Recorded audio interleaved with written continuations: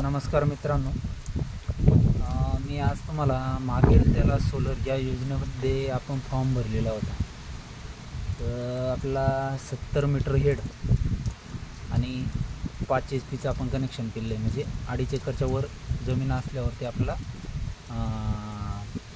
5 HP भेटतं आणि 2.5 एकरच्या आत असेल तर 3 HP कनेक्शन भेटतं। याला आपण 100 मीटर हेडचा पंप निवडलेला होता, पण झाला असं की निवड केल्यावर पण तो काय आपल्याला मिळाला नाही, 70च भेटला। कारण कंपनीनं असं सांगितलं की 100 मीटर आम्ही देते नाही, 100 मीटर देत नसल्यामुळं मग आपण म्हटलं ठीक आहे 70 मीटर तरी द्या म्हटलं, कारण आपला बोरवेलसाठी हा लागत होता।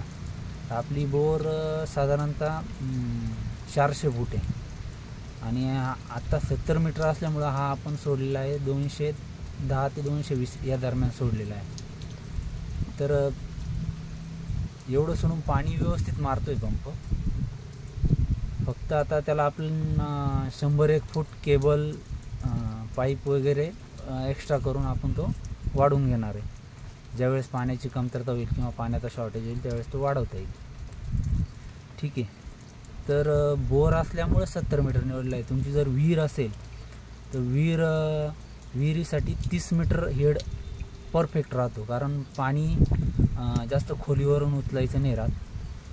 तर त्यासाठी 30 मीटर म्हणजे 3 त्रिक 90 म्हणजे 100 फूट सगळं साहित्य भेटतं। आणि पाण्याची डिलिव्हरी जर 5 HP असेल तर साधारण तुम्हाला 5 HPला तो पाईप दिलेला राहील, तो 2.5 इंचाचा दिलेला राहील आणि 2.5 इंचाची डिलिव्हरी व्यवस्थित असेल।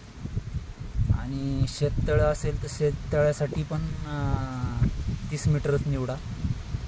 ज्यावेळेस खोली वाढते त्यावेळेस हेड आपण वाढवून घेतो। हेड जितकं जास्त तितकं पाणी कमी, त्यामुळे फक्त आपली जशी गरज असेल त्या पद्धतीने निवडा। नाही तर तुम्ही एकदा निवडला तो आला की परत आपला चेंज करायला त्याला 15-20 हजार रुपये एक्स्ट्रा खर्च असतो। तर ही चूक तुम्ही करू नका, ठीक आहे। आणि निवड करताना कंपनी कोणती पण असो काही प्रॉब्लेम नाही आहे। शेवटी कंपन्यांनी जे बनवलेलं आहे ते ISI ट्रेडमार्कवालेच पंप असतात, जे सरकारच्या अखत्यारीत कंपन्या असतात त्याद्वारेच ते आपल्याला प्रोव्हाइड करतात। राहिला विषय सोलर पॅनल पण जे गव्हर्नमेंट रूल आहे त्यानुसारच बनवलेले असतात। जे त्यांची क्षमता असते 535, काही 500 वॅटचा असतात, ठीक आहे, काही अडचण नाही। कंपन्या ज्या देतात ते कंपनीची कॅपॅसिटीनुसारच पॅनलची निवड केलेली असते त्यांनी, कारण त्यांना पण 5 वर्ष सर्व्हिस द्यायची, ठीक आहे। तर असं नाही आहे की तुम्ही कंपनी निवडली आहे आणि कंपनी निवडली मग ती कोणती कंपनी आहे, CRI आहे, शक्ती आहे की गॅलो आहे, अल्पेक्स आहे, असो कोणती असो, त्याने काही फरक पडत नाही।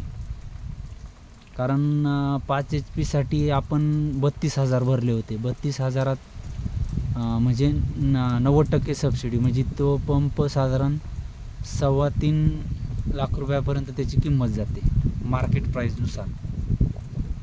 आणि कोणती पण कंपनी मटेरियल देताना ती 5 वर्ष आपल्याला तकलीफ व्हावी नाही म्हणून अशाच पद्धतीनं मटेरियल दिलेलं असतं। राहिला प्रश्न इन्स्टॉलचा, तर इन्स्टॉल करताना काळजी घेणं गरजेचं असतं। मेन इन्स्टॉलेशन असतं आणि पंपाची पूर्ण त्याच्यावर माहिती व्यवस्थित आहे का नाही, त्याच्यावरती पूर्ण बिल वगैरे ते देता का नाही, ठीक आहे। बिल शक्यतो देते नाही मला असं माझ्या माहितीनुसार, कारण मला पण दिलेलं नाही, फक्त एक पोचपावती दिलेली होती। अशा पद्धतीनं तुम्ही सोलरचं जे असतं ते काम करून घेऊ शकता, ठीक आहे। चला, चॅनलवर नवीन असाल तर तुम्ही चॅनल एकदा सबस्क्राईब करा।